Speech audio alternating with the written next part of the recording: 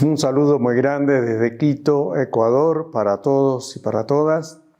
Aquí quisiera compartirles hoy un documento que es mucho más que un escrito, que creo que les va a servir mucho para su servicio, su función de directores.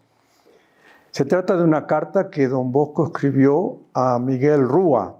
Es más que una carta, un documento, es una historia de un amor, como cuenta el bolero que todos conocemos, famoso, de un autor panameño que a la muerte de su cuñada le dedicó esta música a su hermano.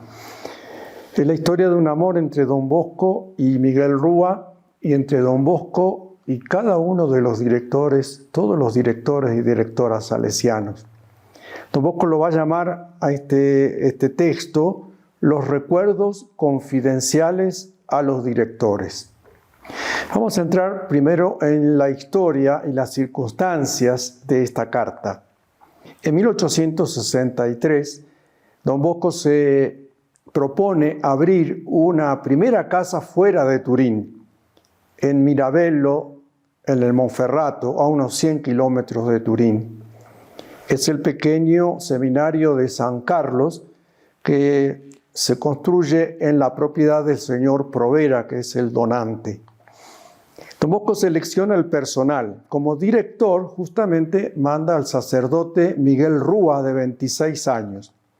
El prefecto es el clérigo Francisco Provera, hijo del donante de ese edificio, que tiene 27 años. El catequista es el clérigo Juan Bonetti, que va a ser secretario de don Bosco mucho más adelante. El director de estudios es el clérigo Francisco Cerruti, de 19 años. Y como compañeros, los clérigos Pablo Álvera, Francisco Dalmazo, Francisco Cufía, y los aspirantes Domingo Belmonte, Ángel Nasi y Félix Alessio. Algunos de ellos tenemos datos, de otros los hemos perdido. Pero fíjense el promedio de edad de la comunidad salesiana, 22 años de edad. Esto ya nos está indicando la confianza que don Bosco tenía en sus jóvenes salesianos. Por deseo expreso del mismo don Bosco, Miguel irá a esa nueva comunidad acompañado de su mamá, Juana María Ferrero, de Rúa. Sabemos que ella vivió los últimos 20 años de su vida sirviendo al oratorio de Baldoco. 2 años lo pasará con Miguelito en esta nueva experiencia, primer director salesiano fuera de don Bosco mismo. Para eso tenemos que conocer cómo se vinculó don Bosco con don Rúa o don Rúa con don Bosco, cómo nació este amor entre ellos tan profundo. Miguel Rúa nace en 1837 en Turín, el 9 de junio. A los 7 años se muere el papá. Este dato no es menor porque es huérfano de papá. Este huérfanito va a ser el sucesor de don Bosco, también él huérfano de papá de muy pequeño. A los 8 años frecuenta ya el oratorio. A los 16 años, el 24 de noviembre, ya se queda a vivir entre los internos del oratorio de Baldoco. El 3 de octubre viste la sotana por pedido de don Bosco, así comienza su camino al sacerdocio. A los 17 años, 4 jóvenes hacen una experiencia práctica de caridad en bien del prójimo, propuesta por don Bosco, que va a ser la célula de la que nace después la congregación. Entre esos 4 estaba Miguelito. A los 18 años, el 25 de marzo, es estudiante de filosofía, va al seminario mayor, emite unos votos privados con don Bosco, personales y privados. A los 20 años redacta el primer texto manuscrito de las constituciones. Es la letra D la que tenemos de las primeras constituciones de la congregación salesiana. A los 21 años acompaña a don Bosco en su primera visita a Roma al Papa Pío IX. Ahí está el clérigo Miguelito Rúa junto a don Bosco.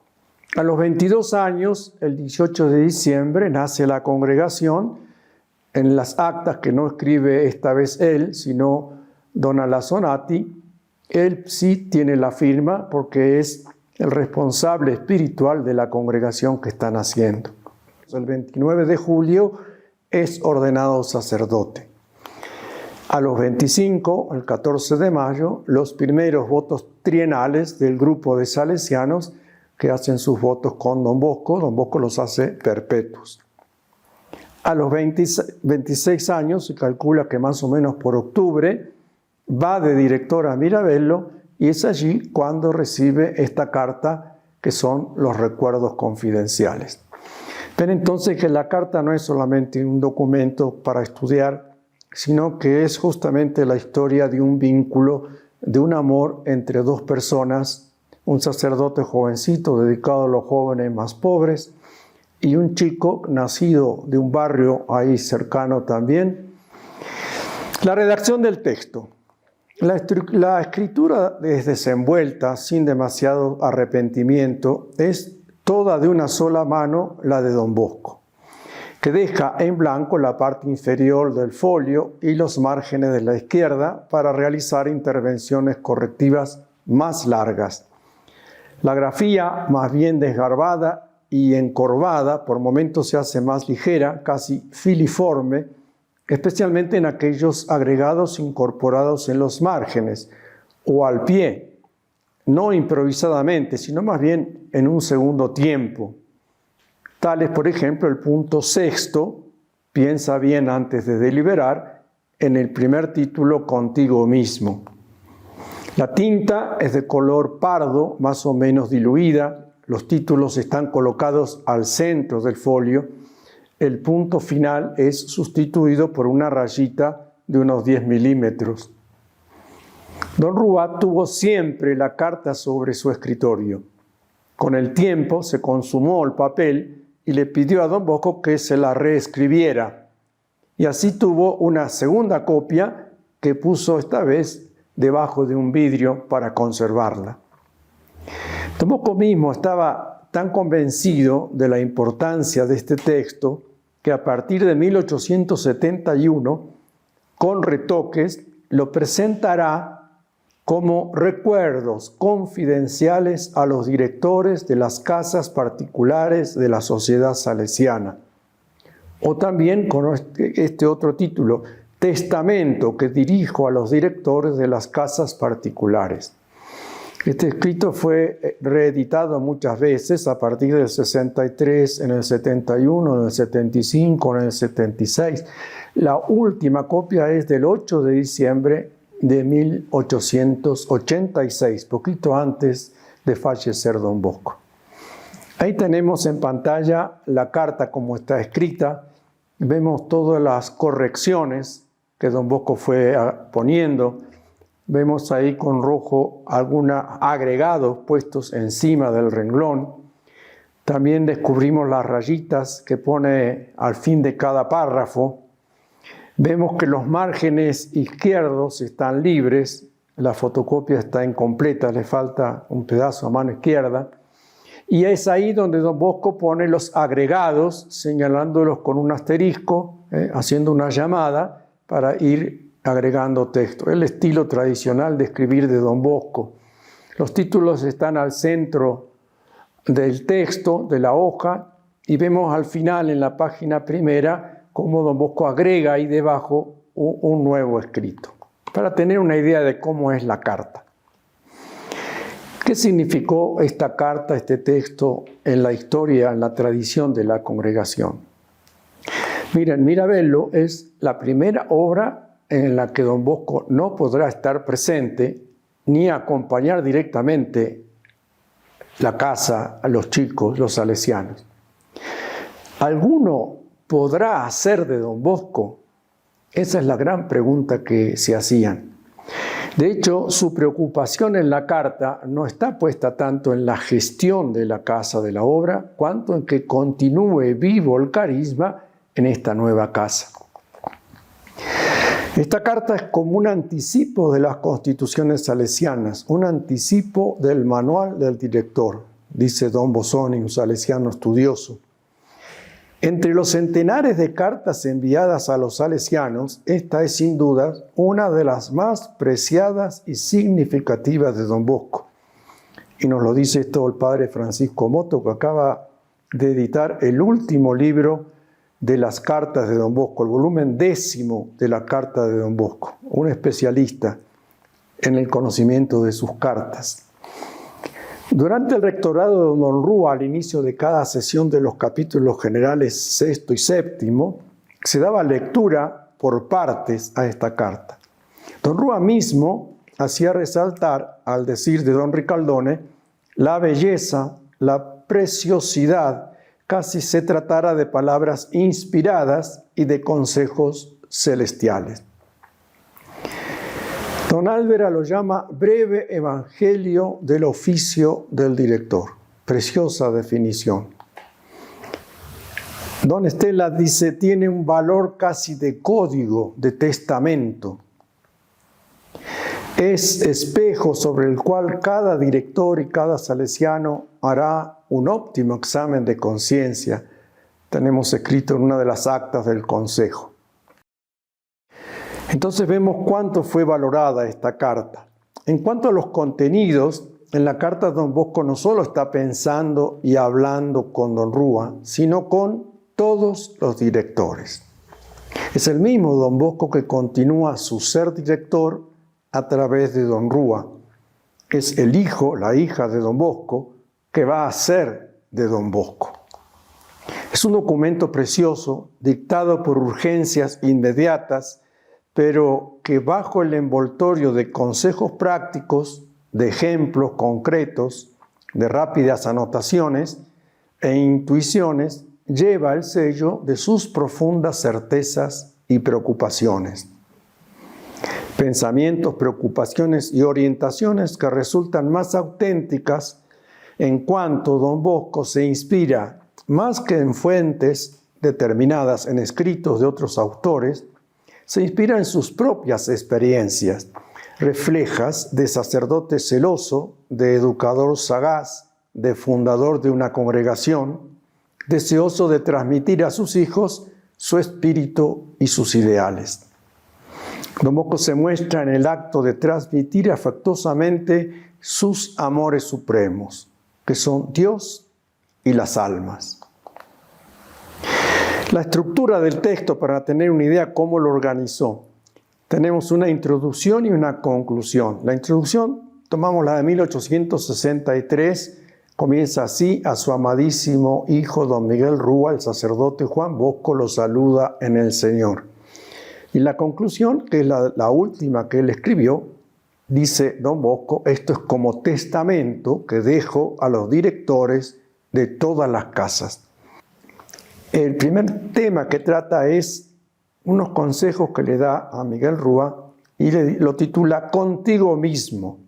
Esto ya es sorprendente, porque lo primero que quiere don Bosco no es que trabaje, que gestione, que guíe la casa, sino piensa en cómo está él, qué obligaciones tiene el director consigo mismo para primero ser lo que después va a tener que animar y acompañar con los demás. Después de esto aparece un título con los maestros, en su relación con los maestros, otro con los asistentes y jefes de dormitorios, era un internado, un aspirantado, con los coadjutores, personal de servicio, con los alumnos, otro capitulito con los externos, se ve que había chicos que también no eran internos y venían a estudiar, con nuestra sociedad, o sea, la relación con la congregación que estaban haciendo, y un capitulito aparte a la hora de mandar, qué características tiene que tener el rol de autoridad del director salesiano. Esta es un poco la estructura que, como ven, tiene en el centro el corazón del director, está vinculando, porque son todos vínculos con maestros, con jefes, con alumnos, con profesores, con coadjutores, con la misma sociedad, destacando que la esencia del director es establecer estos vínculos que don Bosco mismo establece con él. Ahora paso a subrayarles muy brevemente, si me tienen paciencia, solo 3 intuiciones de esta carta que considero de gran profundidad y actualidad carismática. Solo indico 3, la carta está llena de inspiración para nuestros servicios de directores. La primera es fijarse en la introducción, en el preámbulo que pone Don Bosco. El mismo Don Bosco, sin pensarlo, quizás se pone de modelo en este arte de llegar al corazón. De alguna manera proyecta su modo de amar en la carta. La carta es como un himno a su corazón de padre. Fíjense cómo empieza. Empieza diciendo este preámbulo a su amadísimo hijo. Fíjense en el superlativo, el su de sentido de propiedad, es mi amadísimo hijo, no lo llama superior, director, mi amadísimo hijo. Otro parrafito, te hablo con la voz de un tierno padre que abre su corazón a uno de sus hijos más queridos. Padre tierno que abre su corazón a uno de sus hijos, vuelve el tema. Fíjense todo el tema de filiación y paternidad y con expresiones de cariño muy manifiesto. Quiero escribirlos, estos consejos, de mi propia mano para que tú conserves siempre contigo un signo del gran afecto que te tengo y te sirvan como memoria permanente del vivo deseo que nutro de que tú puedas ganar muchas almas para el Señor. Ahí le muestra clarísimo el sentido de este amor. Amor personal, pero amor que lo hace un discípulo para servir a Jesús.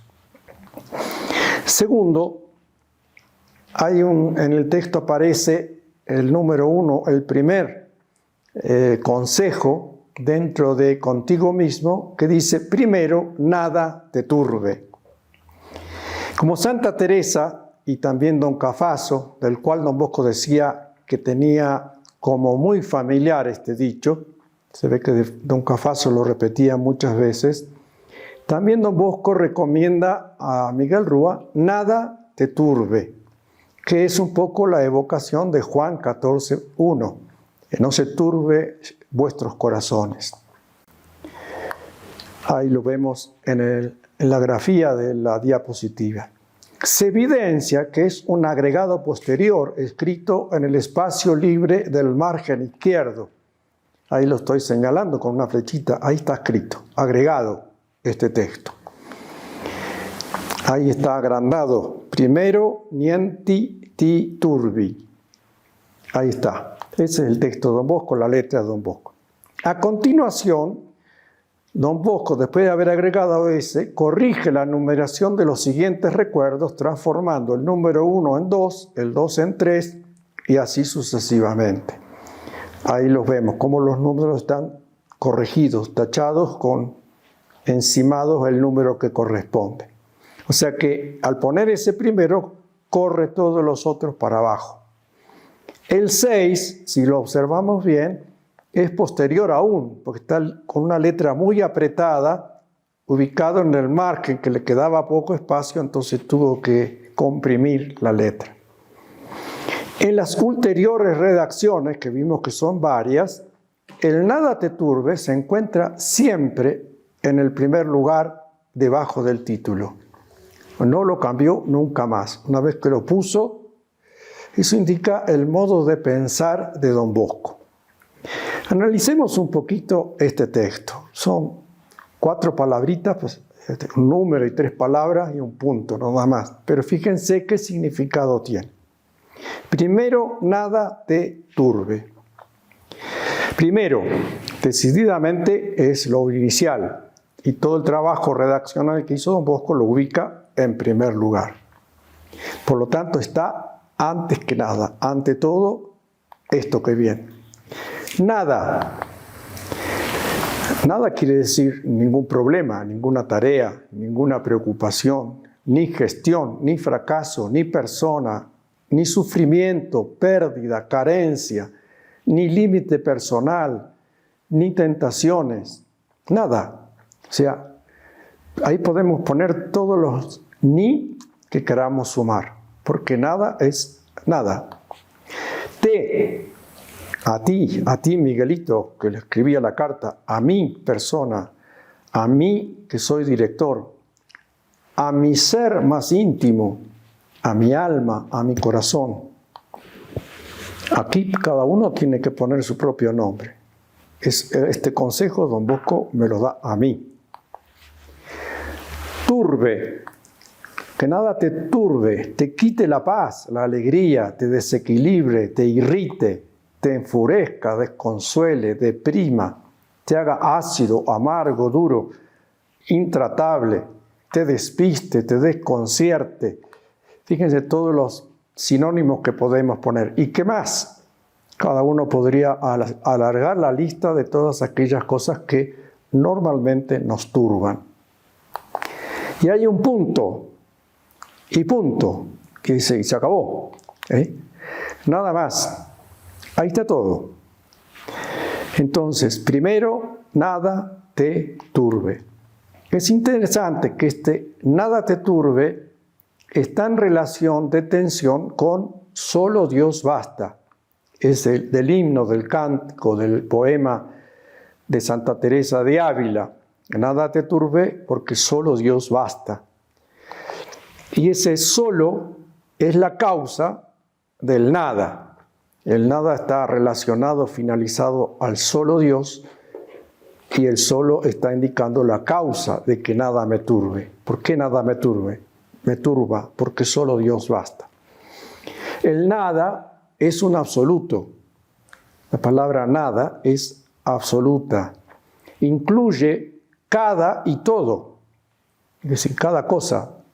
O sea, nada de cada cosa. Nada del todo me tiene que turbar. Es principio de realidad. Es de tiempo y espacio. Porque las cosas que me turban son las que suceden parte de la historia. Y es la causa de movilidad. Se actualiza continuamente, porque no me turba nada ahora en este momento, pero mañana y pasado y más adelante.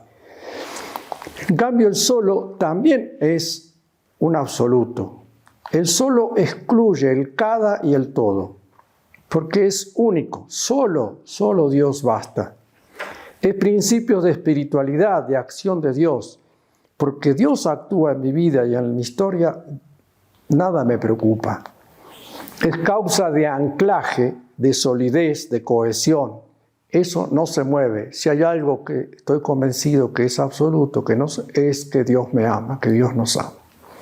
El yo, nada me turbe, es principio de armonización, es tarea y ascética dentro de esta dinámica. Esa movilidad, diversidad que contiene el nada, en tensión con la cohesión, unidad que define el solo, están articuladas y encarnadas en el yo. Se hacen armónicas, armonía, cuando yo las vivo. Es decir, soy yo que en mi vida armonizo esas tensiones de que nada me turbe porque solo Dios basta. Fíjense cuánto hay para meditar en esta sola frasecita, primer consejo que le da don Bosco al nuevo director. Imagínense si solo viviéramos esto, que nada nos turbe como directores, porque vivimos radicados en Dios. Cuánta vida, cuánta florecer de misión y de acción salesiana podríamos generar. El último puntito, después del preámbulo y después del nada te turbe, es otro consejo, que es el quinto, que antes era cuarto, pero Bosco lo corre, y que es esta frasecita, procura hacerte amar, que es la que todos los salesianos devotos perpetuos llevamos en la cruz, que quiso don Viganó que lleváramos puesta como recuerdo de nuestra profesión perpetua. Esta frasecita que todos los salesianos del mundo llevamos está en este texto, en la carta que don Bosco le está mandando a don Rúa. La fórmula en torno a la que gira el entero programa de la carta, procura hacerte amar antes que hacerte temer, es de lejana ascendencia agustiniana, de San Agustín, pero está tomada por Don Bosco de la regla de San Benito. En el artículo 12 de la regla dice: aprenda el abad a hacerse amar antes que hacerse temer. Vamos a tomar este texto también a tratar de explicarlo. Don Bosco dice en italiano: studia di farti amare, procura hacerte amar. Es una oración compleja porque está articulada con 3 verbos: procura, hacer y amar. Una preposición en italiano, el di, que en castellano no se usa porque procura de hacerte amar. Nosotros decimos procura hacerte amar, pero en italiano sí indica un sentido, una dirección hacia dónde está dirigida la acción del verbo. Un pronombre que hace al verbo hacer reflexivo, el te, farti, amare. Y por tanto hay un sujeto tácito que no está puesto, que es el tú. Tú procura hacerte amar. No está puesto. Studia di o procura es una unidad que tiene tensión hacia el hacerte amar, farti amare. Es como que una realidad de la persona del procurar se concentra en el hacerte amar, que si bien está compuesto por 2 verbos y un pronombre, funciona como única unidad semántica, hacerte amar, como si fuera una sola palabra. La palabra studia viene del latín studium, quiere decir amor, atención, deriva de studere, dedicarse con celo, aplicarse. Podríamos poner muchos sinónimos, los invito a que cada uno ponga los suyos. Por ejemplo, en lugar de procura, que es el que usamos, dedícate, aprende, intenta, ejercítate, busca, elige, prepárate, piensa, empeñate, aplícate en hacerte amar. Siempre el verbo con las otras 2 funciones. El de, como ya lo dijimos, el di en italiano está indicando la dirección hacia dónde tiene que dirigirse la acción. El verbo hacerte es el pronominal reflexivo. La acción de amar recae sobre el sujeto. Por eso concuerda en persona y en número con el sujeto. Y aquí está la genialidad de Don Bosco, que usa esta frase para los directores. Procura hacerte amar, no hacer amar, ni amar, sino hacerte amar. A ti te tienen que amar. Ahí está la gran novedad y el secreto de esta frase. Amar es el verbo amar, es el que le da densidad a esta. Se trata de querer bien, de tener afecto, pero de una manera muy especial, porque si te tienen que hacer amar, ¿por quién o de quién tiene que venir ese amor hacia ti?